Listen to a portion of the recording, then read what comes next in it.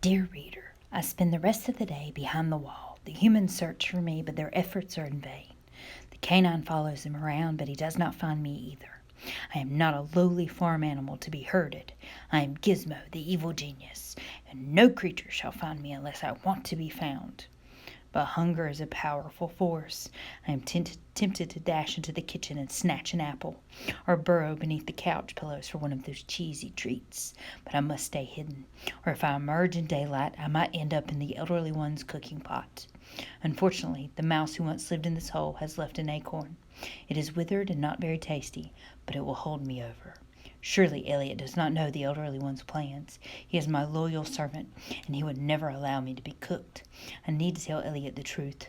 So when the humans go back outside, I scurry out of the hole and toss a note onto Elliot's pillow.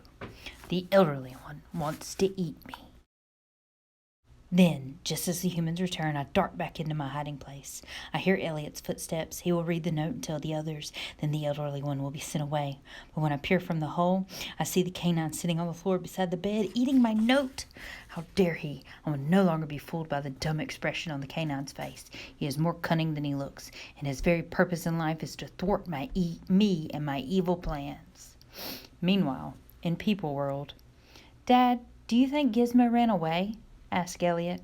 Do you think he's mad because he's stuck in the Barbie playhouse? I don't think a guinea pig cares about things like that, said Dad. Besides, his new cage will be delivered soon. Maybe he doesn't like it here, said Elliot. Maybe he doesn't want to be my pet anymore. Gizmo loves you, said Dad. He didn't run away. He's just exploring. It'll be okay. Go to sleep. We'll search again tomorrow. I do not want Elliot to worry about me, but until I have gotten rid of the elderly one, I can't let anyone find me. The lights go out and the house grows quiet. Elliot stops tossing and turning and his breathing slows. He is asleep. The canine snores from his basket in the living room. It is time to put my evil plan into motion. I leave my hiding place. What's this? Elliot has placed my food dish on the carpet. He knew I'd be hungry. What a good servant he is. But when I look inside, the dish is empty and covered in dog slobber. That thief! Stealing my precious alfalfa pellets. I will have my revenge. My belly growls. Despite my hunger, I must press on. There is much to do. I find a piece of paper and pen, and I write a shipping label for the human who collects the mail. It reads, "Attention, mail delivery human.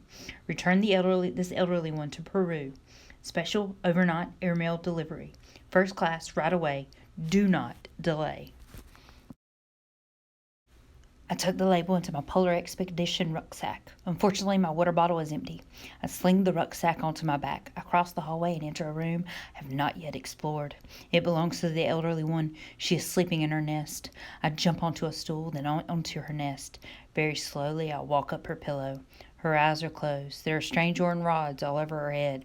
I take the delivery label and stick it onto her forehead. In the morning, the mail delivery human will come and take the elderly one away to ship her to Peru. Sometimes I am amazed by my own brilliance. I rub my paws together with glee. The night is just getting started. I peer down the hallway to make certain the coast is clear. Then I waddle into Jasmine's room. It only takes a few minutes to find that which I seek. The Bijou Ting Ting scalp massager lies on the carpet next to a tablet of paper and crayons. A picture has been drawn on the tablet. It appears to be a potato with fur, stick legs, and glasses. How odd. I hope Jasmine does not want to be an artist when she grows up, because this drawing is terrible. There is no such thing as a furry potato. But there is no time to ponder Jasmine's future, for I have work to do. I turn my attention to the Bijou Ting Ting. With my sharp teeth, I begin to chew my way through its pieces. Never again will it be used to immobilize me. I quickly turn it into a pile of little pieces. I grab one of Jasmine's socks. I place the little pieces into the sock. Then I start walking backward down the hallway, pulling the sock with my teeth. I bump right into the canine's basket. He is still fast asleep, his legs twitching. I smile most evilly, for little does he know he will soon be in trouble. Big, big trouble. That is what he deserves for eating my food, destroying my notes, and getting in my way. Thorgy, you shall feel my wrath. One by one, I set the pieces of the Bijou Ting Ting scalp massager into his basket, ever so careful not to wake him. When I am finished, I pause to savor the moment. Jasmine will think that her canine destroyed her precious toy. She will get so upset she will banish the canine from this house. How clever I am. I want to laugh with evil glee, but I clap my paws over my mouth so as not to wake anyone. In a single night, I have defeated my 3 foes, the Bijou Ting Ting Scout Massager, the Elderly One, and Thorgy. Good riddance to you all. But until the Elderly One has been mailed to Peru, I must continue to hide, and so I make my way back to the hole in the Elliott's wall. I feel a bit dizzy as I waddle, a bit weak. I need something to eat, but alas, I find not a crumb along the way. Hopefully the morning will bring a bright new day, a day without the Bijou Ting Ting, without the Elderly One, and without the canine, and then I shall be free to build my evil lair. Tomorrow will be glorious. I'm a bad dog. I don't know why. Bad dog, Jasmine tells me. Bad dog. She says again. Jasmine won't pet me. She's frowning at me. She's stomping her foot. Meanwhile, in People World, Mom, Wedgie chewed up my scalp massager, said Jasmine. Oh no, bad Wedgie, said Mom. Yes, bad dog, said Jasmine. I don't like the word bad. I don't want to be bad. How did all these things get in my basket? I don't remember putting them there. And why do they smell like the furry potato? Go away, Wedgie. I'm mad at you, said Jasmine. Jasmine, Mom said, I want you to put a smile on your face. It's Elliot's birthday today. Okay, said Jasmine, but I'm still mad at Wedgie. I lie on the floor and whimper. I'm a bad dog, and I don't know why. My family walks into the kitchen and sits at the table. It's breakfast time. I smell waffles. I love waffles. I slink into the kitchen and wait next to Jackson's chair. I know that Jackson will drop a piece of waffle. He always drops things for me. He loves me. I sit quietly and wait, and wait, and wait. Where's the waffle? Please, oh, please give me a piece of waffle. But I'm a bad dog, so I don't get a waffle. Meanwhile, in People World, did Gizmo come back last night? Dad asked. No, Elliot said. I don't know what to do. What if he's outside? We could walk around the neighborhood and ask neighbors if they've seen him, said Jasmine.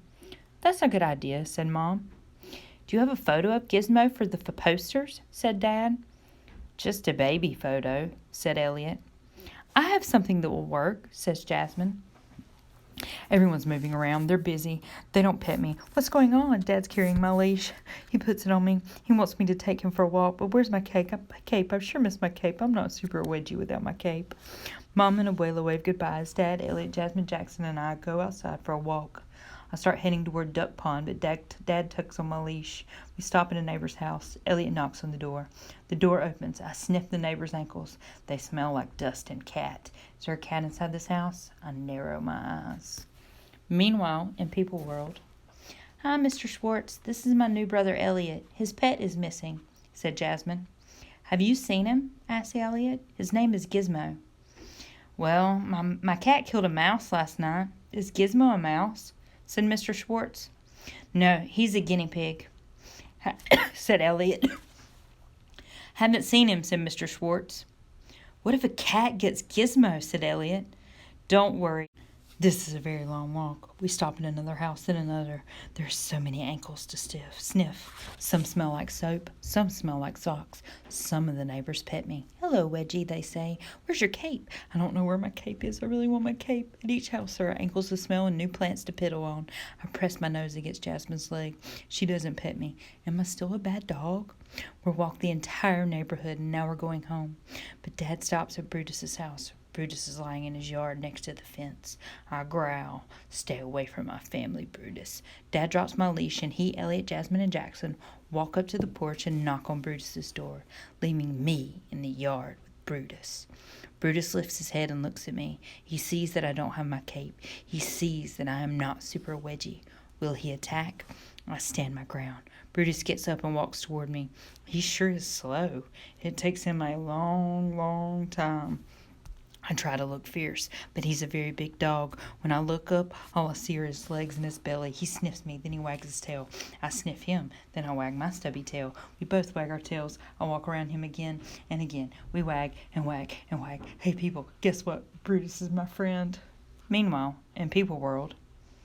Elliot, where are you going? Said Dad. We'll never find Gizmo, said Elliot. He's gone. This is the worst birthday ever. My family is running home. See you, Brutus. I bound after them, my leash dragging behind me. Why are we running? What's happening? Today was not glorious, dear reader. The elderly one is still out there, as is the canine. The only thing I've managed to destroy is the Bijou Ting Ting scalp massager. At least I can cross one thing off my evil plan, yet there is so much more to do. I am parched and famished, an entire day gone by with no water or food, and no one has sent me a care package. An evil genius cannot survive on air. Night has fallen, but I am too tired to leave the soul and search for food. How can I face my foes if I am weakened by thirst and hunger? Am I doomed? I did not make Guinevere my queen. I did not build my new evil lair. So many things I wanted to accomplish, and yet I have not the strength to drag myself from this hiding place. I have never gone this long without something to eat. Oh, woe is me.